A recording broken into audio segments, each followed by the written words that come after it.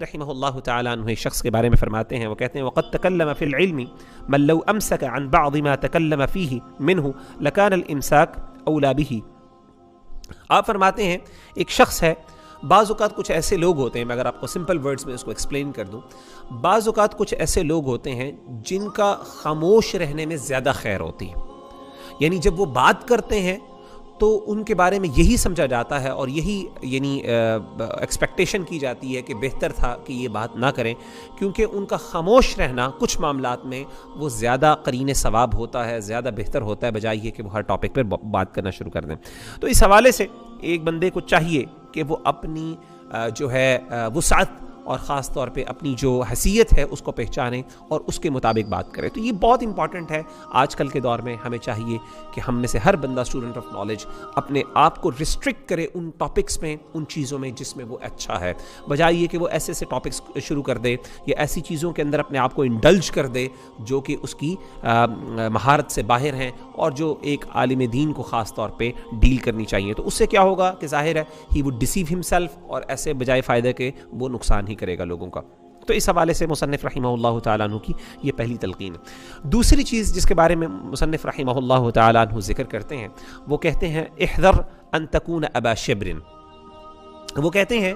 یک بالشت ہونے سے بچو۔ یک بالشت کا مطلب یہ ہے، آپ فرماتے ہیں، اس کی وضاحت بھی خود فرما دیتے ہیں، فقد قیل العلم ثلاثۃ اشبار۔ کہا جاتا ہے کہ علم کے 3 سکیلز ہیں، یعنی علم کی 3 بالشتیں۔ ایک بالشت اس کو کہتے ہیں، یہاں سے یہاں تک اس کو ایک سکیل ہے، اس کو بالشت کہتے ہیں۔ تو علم 3 بالشت ہے۔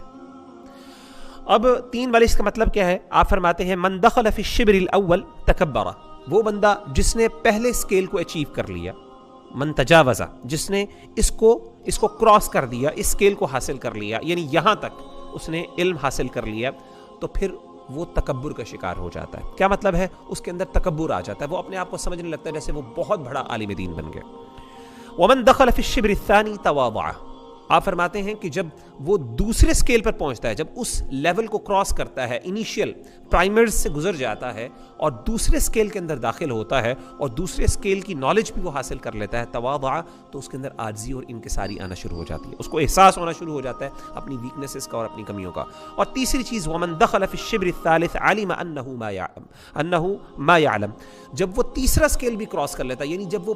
پکا ٹھکا عالم بن جاتا ہے، اور جس کو قرآن مجید کہتے ہیں، اور قرآن مجید میں اللہ تعالیٰ فرماتے ہیں والراسخون فی العلم، یعنی علم میں رسوخ اور اس کو ڈیپتھ اور فقہ حاصل ہو جاتی ہے، تو پھر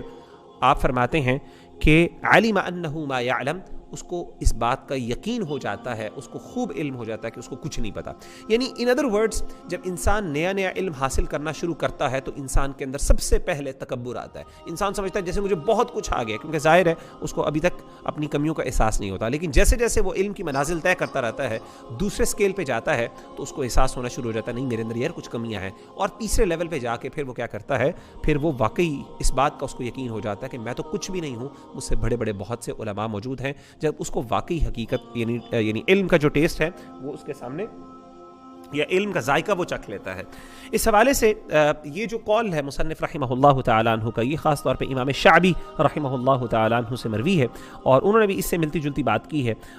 بس مطلب یہی میننگ انہوں نے بتایا کہ ورڈز تھوڑے سے ڈفرینٹ ہیں لیکن میننگ سیم ہے۔ آپ بھی فرماتے ہیں العلم ثلاثۃ اشبار فمن جاوز الشبر ظن نفسہ انہ اعلم الناس، کہ جب ایک بندہ جو ہے وہ پہلے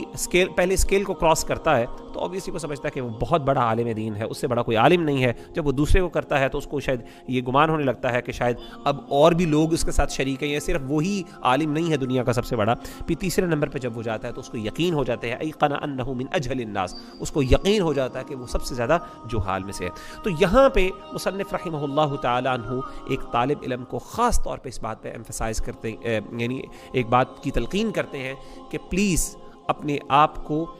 جو ہے اگین وہی والی بات ہے، پہلی والی بات سے ایسوسیٹڈ ہے کہ اپنے علم کو پہچانیں اور اپنے اندر تواضع اور عاجزی اور انکساری اس کو کریں، اور یک بالشت یعنی جو بندہ ابھی پہلے لیول پہ ہے، یعنی ابھی اس کے اندر تکبر آیا ہے، اس سے بچیں اور اپنے آپ کو ریئلائز کریں کہ ابھی مجھے یہ نہیں پتا، I still do not know what I lack in۔ تو اس چیز کو سامنے رکھتے ہوئے مصنف رحمہ اللہ تعالیٰ عنہ نے اس بات کی تلقین کی ہے۔ اس حوالے سے محمود الوراق کا ایک بڑا مشہور قول ہے، آپ فرماتے تھے اتم الناس اعرفهم بنقصه،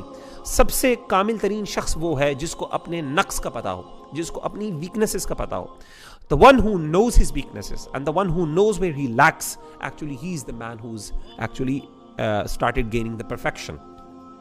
تو یہ مطلب یہ اسٹیٹمنٹس بتانے کا مقصد یہ ہے کہ اسٹوڈنٹس آف نالج کو خاص طور پہ اپنی کم علمی کا احساس ہونا چاہیے، اور صرف پہلا اسکیل تک ہی اپنے آپ کو ریسٹرکٹ نہیں کرنا چاہیے، بلکہ جیسے جیسے وہ اپنے آپ کو اگلے اسکیلز میں لے کے جائے گا تو اس کے اندر تواضع وہ بھی آنی چاہیے، اور اس کو آخر میں ایک وقت یقین ہو جائے گا اگر وہ واقعی صحیح معنوں میں علم حاصل کر رہا ہے کہ واقعی اس کے اندر کمیاں ہیں.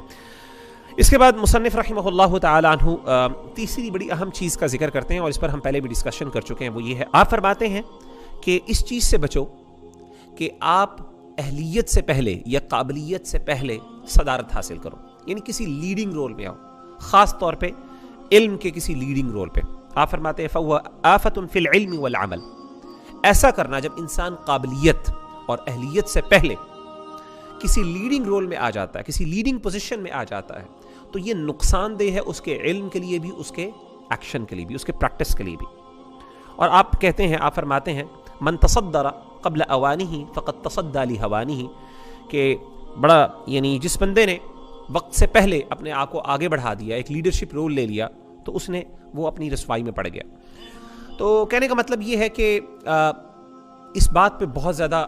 تلقین کی مصنف رحمہ اللہ تعالیٰ عنہ نے، اور ہم سب کو اس بات پہ ذرا سوچنا چاہیے کہ ہم ہمیشہ اگین وہی والی بات ہے، اپنی حقیقت کو پہچانیں، اپنے انالیسس کریں، سیلف ایویلویشن کریں، ٹھیک ہے نا. اور جیسا کہ میں نے پہلے بھی بیان کیا کہ سمجھدار آدمی وہ ہے الکیس من دان نفسہ، وہ شخص جو اپنا محاسبہ کرتا تھا. حاسبوا قبل ان تحاسبوا، اپنا محاسبہ کرو اس سے پہلے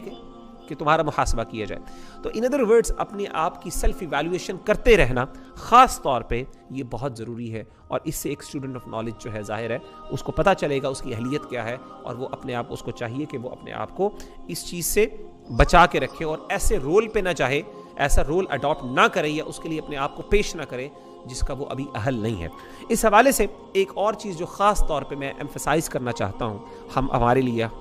ہمیں، میرے اپنے لیے بھی فرسٹ آف آل، اور دین ساروں کے لیے انشاءاللہ نصیحت ہے، اور وہ یہ ہے ہم میں سے بہت سے اسٹوڈنٹس آف نالج بہت جلدی کوشش کرتے ہیں کہ ابھی انہوں نے پڑھنا شروع کیا ہے، they want to teach. Teaching بہت فائدہ مند ہے، ہم نے پہلے بھی بات کی کہ پریزرویشن آف نالج کی ایک بہت اہم سورس جو ہے وہ ٹیچنگ ہے، ڈیفینیٹلی اس میں کوئی ڈاؤٹ نہیں ہے. لیکن اس کے باوجود جو اصل چیز وہ یہ ہے کہ انسان تب ٹیچنگ کرے جب واقعی وہ کسی چیز میں مہارت رکھتا ہو، اور اس کو واقعی وہ سبجیکٹ ہے اس پہ کمانڈ ہو، اور وہ اس کے پروز اینڈ کونز یا اسی طریقے سے اس کے ABZ یا اس کو جو ہے اس کے ساری بنیادی چیزوں کا پتہ ہو.